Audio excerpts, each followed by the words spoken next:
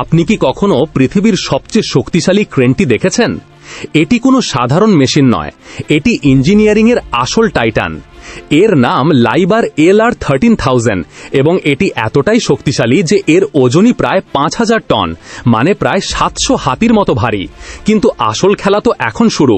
এই দানবটি একবারে প্রায় 3000 টন পর্যন্ত ওজন তুলতে পারে এবং এর হাইট প্রায় 248 মিটার, মানে 70 তলা বিল্ডিংয়ের সমান। এখন ভাবুন, এত বড় ক্রেন কি কাজ করে?